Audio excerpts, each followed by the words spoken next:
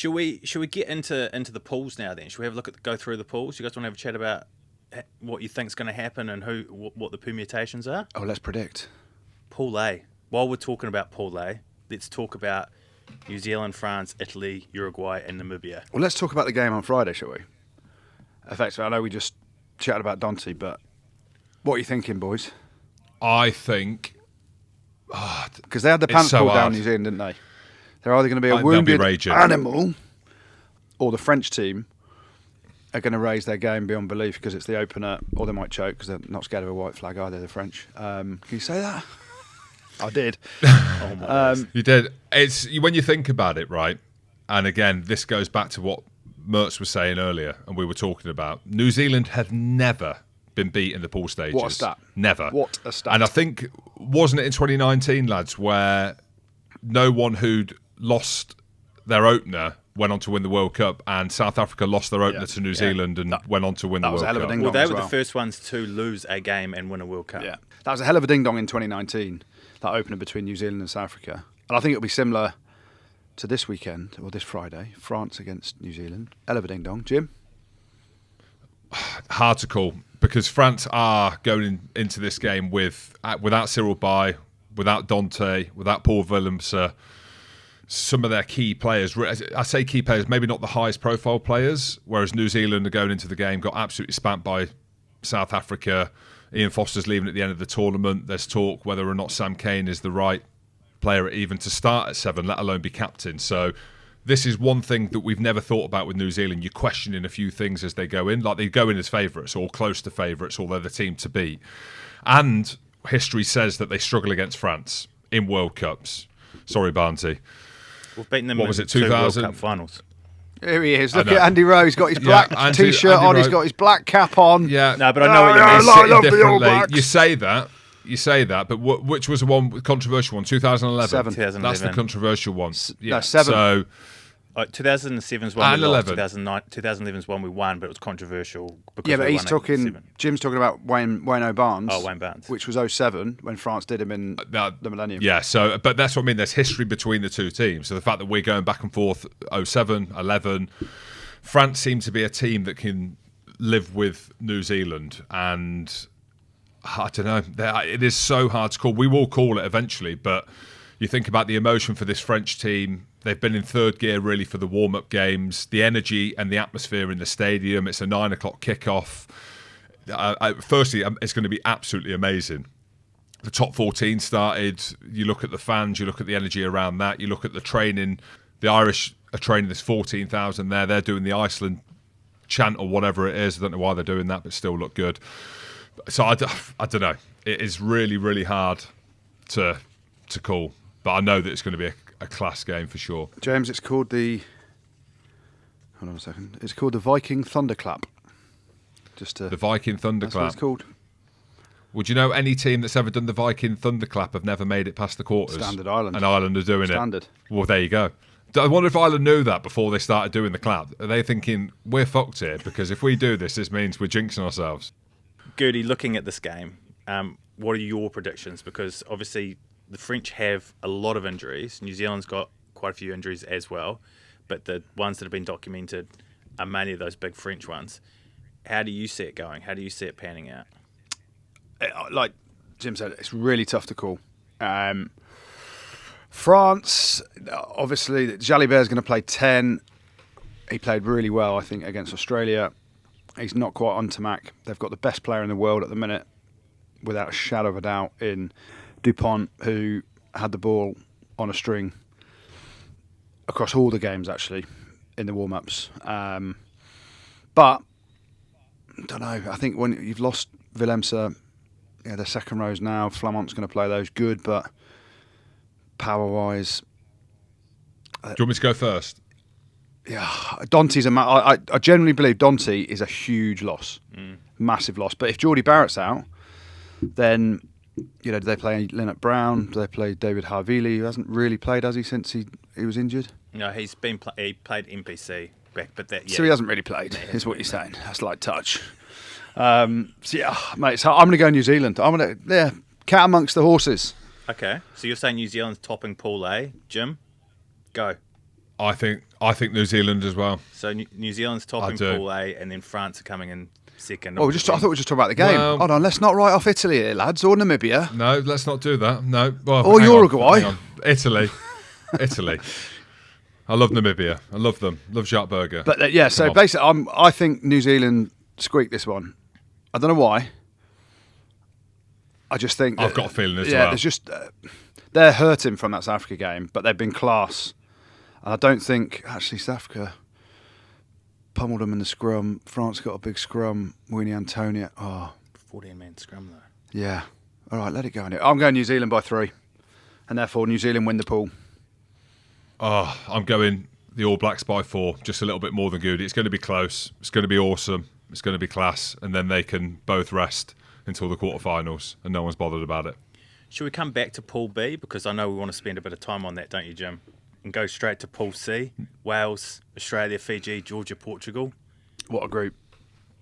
Like I had a moan about the draw being made 3 years ago, but ironically, by making the draw 3 years ago and by how these teams have gone on and how they're situated at the minute, Fiji flying high after beating England, highest ever world ranking. Australia, just to let you know, played 5, lost 5 under Eddie. Yeah, they played a lot of good teams, but he's just a horny teenager, isn't he, Eddie? All right, Sips. Wales, they were in a mess in the Six Nations. They bounced back pretty well against England, and then got hosed by the South Africans, didn't they? So that's hard. It's a really hard one to call, which makes it quite exciting. Who's getting out of the pool? 2 teams, Scooty. Who's getting out of the pool? I want Fiji and Wales. I'm a quarter Welsh. So you're saying Fiji and Wales? No, I said I want that. Who is getting out of that pool? Two teams. So you're saying Wales and Fiji are getting out of the pool? No, I'm going to say Australia and Wales. I'm going to be boring. And who's 1 and who's 2? I think Australia 1 and Wales 2. Jim, how are you seeing Pool C, mate? I think Australia, even though they've lost 5 from 5, like you mentioned, World Cup, Eddie Jones, history there. Got Georgia this They've weekend. got some classy players. I think Georgia get out, Goody. You think Georgia qualify? I don't think they beat Australia. Yeah, I don't think they beat... I am so harsh to Wales. It's awful. It's shocking. But I think they beat Wales. Really? So Wales... I just think the game that they've got, the kind of game plan they have, beats Wales. Yeah, I think Fiji, as much as I'd love to see them make the quarter, but I'm going to go Australia top the pool, Georgia second, play England in the quarters. So you're saying England... So we're going straight on to Pool D then, Jim, and Pool D. Well, no, we're not. No, yeah, well, we can go straight on if you want. I mean, it's just I'm mapping it out for you. Yeah. So you're saying Pool D, England are going to top it. No. Yes. Maybe. No, because I'm going to go Georgia second. Yeah, I do. I think England beat Argentina, which is a big thing for me to say with how they've been. I just think you look at, mate, some of the performances that England have put in has shown me enough. And really, which ones? I look how happy they are. Oh, which performances? Shown you enough for what?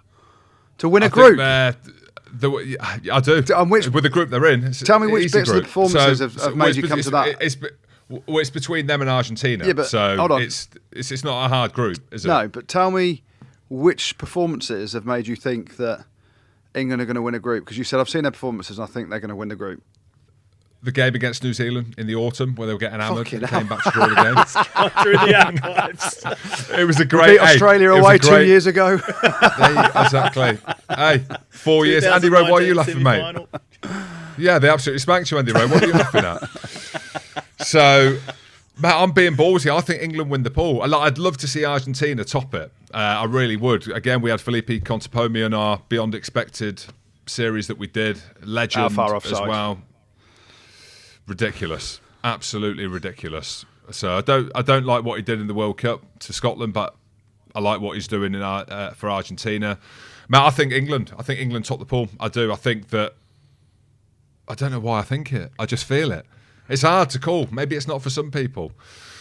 England top it, Argentina. I'd love to see Japan do something, but they're nowhere near it at the minute, unfortunately. Goody, who's 1 and 2 here? Who's getting out of the pool for a start? But I'm going to go back. I could see Chile beating England. They're surpassed. Well, what do I think? I think England win the pool. I'm going to say it. You've seen enough from England? I've seen fuck all, let's be honest. I've seen 4 awful performances. And we showed 10 minutes against Fiji. Just say something nice to them. I'm saying we're going to win the pool. Like, you can't. They look great in their suits. You can't be positive. They're sponsored by Charles Tyrrett, lads. So happy days. Hanging. Listen, there is some quality players in the squad. They're not playing well, and no one can dress it up in any other way. But I don't know. Positivity about England. We've been negative for 4 weeks based on performances and what we've seen. Those 4 weeks have gone. It's now a World Cup. I can say, I don't know. Then Courtney Laws is injured. He ain't fit. Hold on a minute. Faz is still banned. Hold on a minute. It's going to be very close. Like every time we played Argentina in a World Cup, and correct me if I'm wrong, it was definitely in 2019. I think Lavanini got sent off. Or is it Lavanini got sent off? Or someone got sent off for Argentina. High chance, Lavanini. I think it was. There is a high chance. I think it was Lavanini. I mean, I'm just spitting things here that it probably was him. If it wasn't him, it was his mate because Lavanini told him to do it. So, and we beat him comfortably. But we did lose to him in November last year. Argentina look a lot better than people that haven't watched a lot of rugby in terms of, like, if you're not a proper rugby fan watching all the games, you'd be like, Argentina, I don't really know them, but we should beat them. That's gone. Like, they're a proper quality outfit with some unbelievable players playing across the Prem, playing top 14. Well coached. Czech is there. He loves it. He knows how to go deep into competitions. I just think England, I'm positive about England. I don't know how, I don't know why. I'm English. I want the boys to do well. And they can bin off what's happened in 4 weeks. And you get to a new environment, which is the World Cup, where they are. They're smiling. Actually, and the more you hear about it, they hated it being under Eddie Jones. Like, they were broken players. And now you're seeing Faz smiling and the other boys looking like they're happy, and you just hope that brings out performance. So we've got to be positive. We've got to get behind them. So England won? England won, Argentina 2. All right.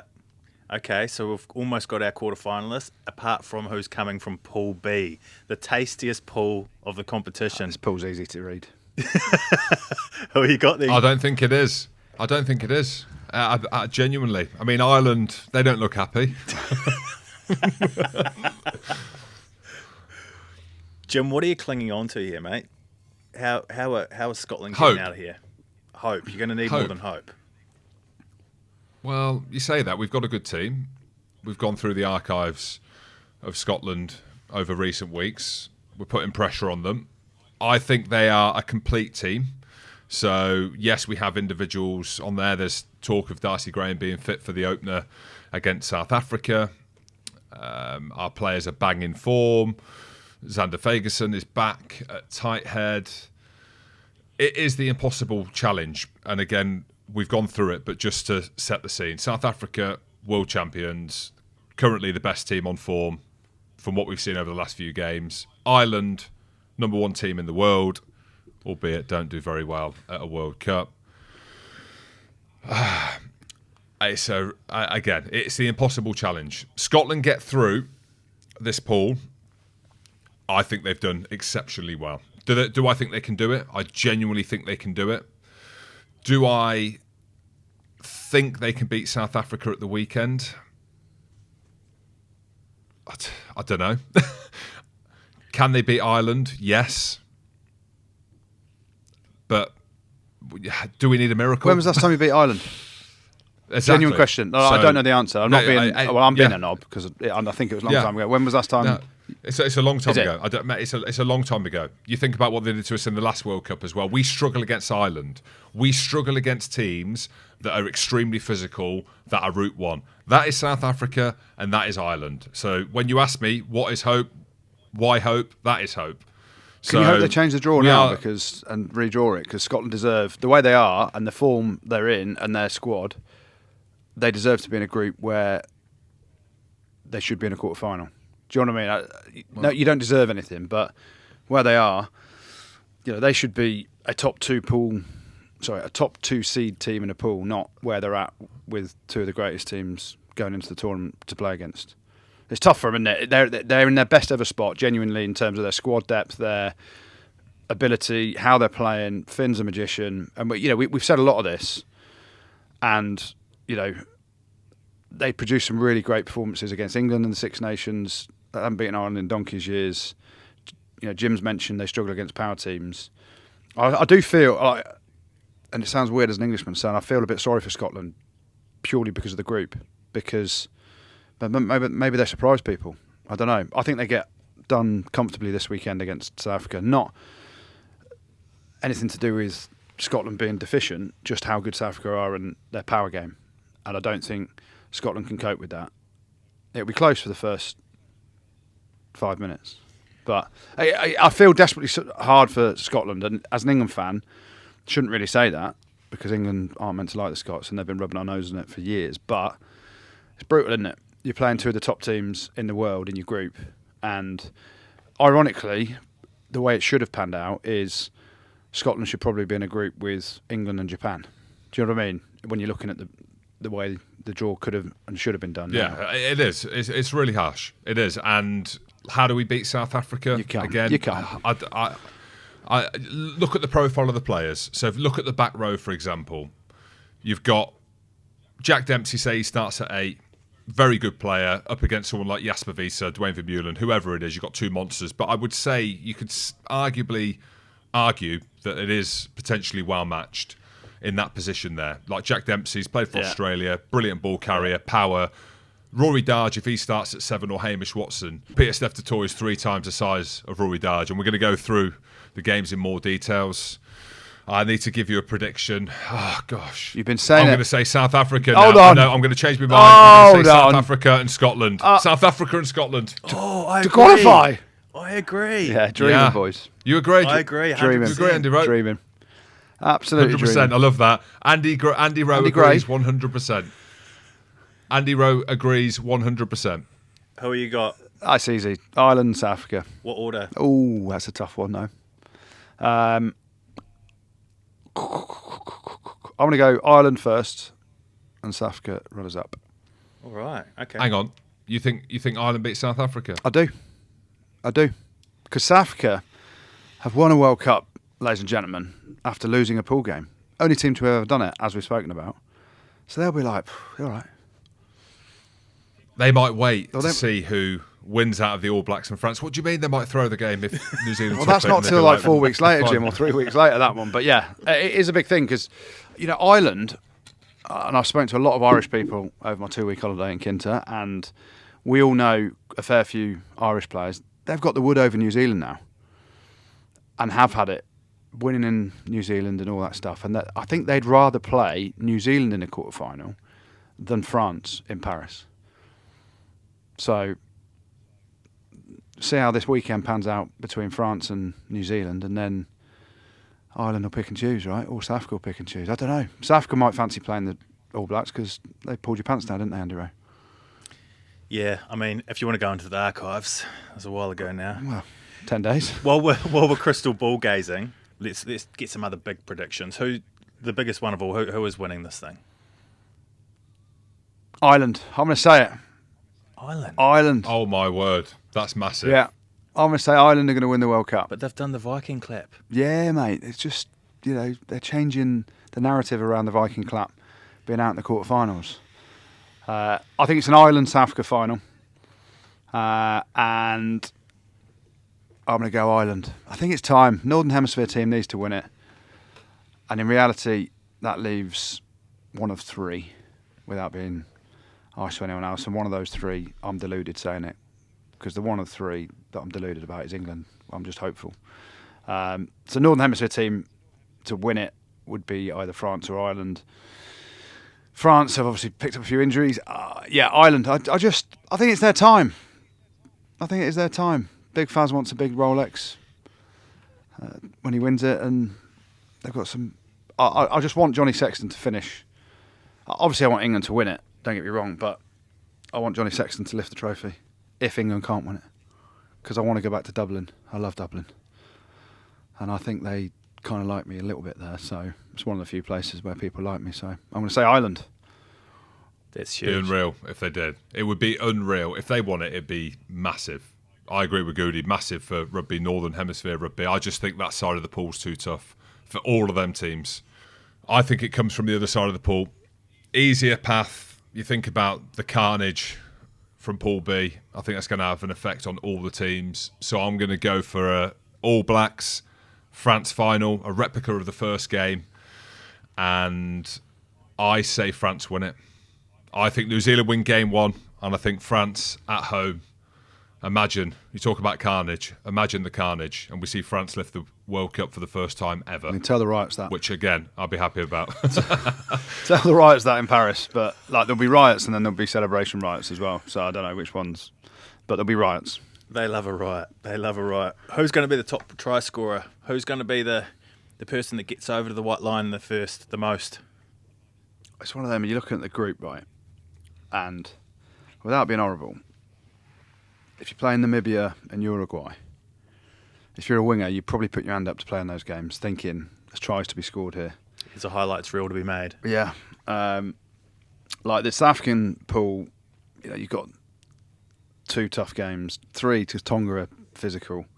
So you only really got a load of tries to score potentially against Romania without being horrible. I'm going to go Damien Penaud as top try scorer at the World Cup.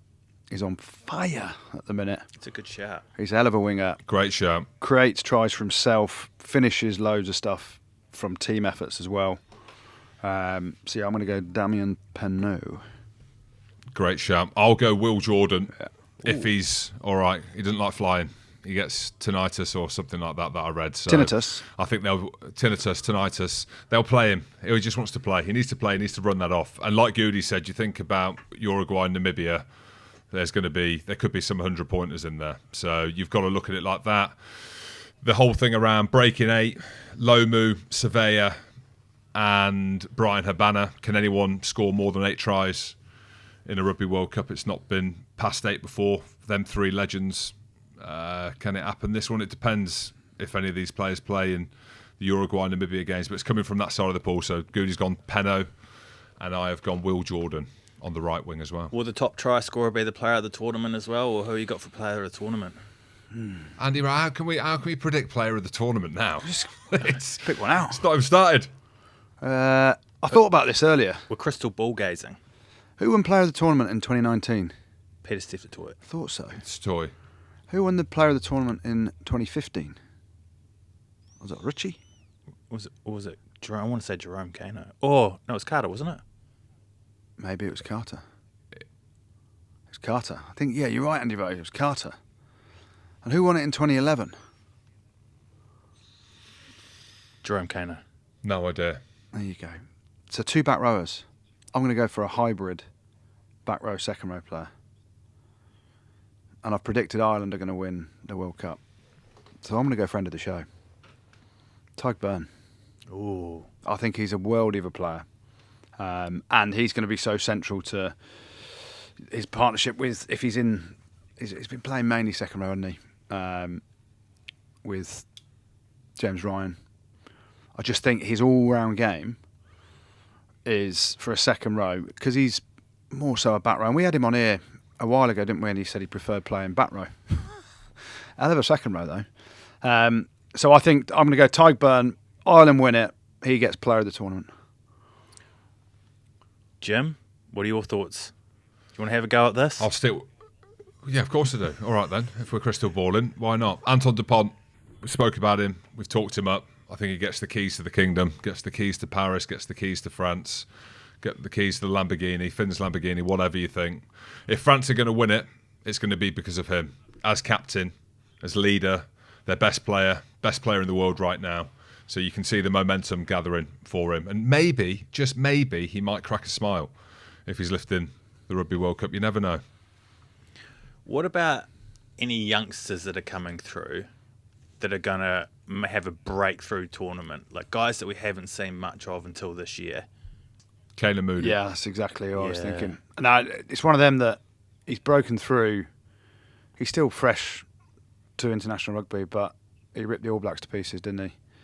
And he played really well the week before against Wales. He was good against Argentina in the Rugby Championship. Yeah, Kayla Moody is the one for me, who like he's got the world at his feet now. He's going to cover 13 as well.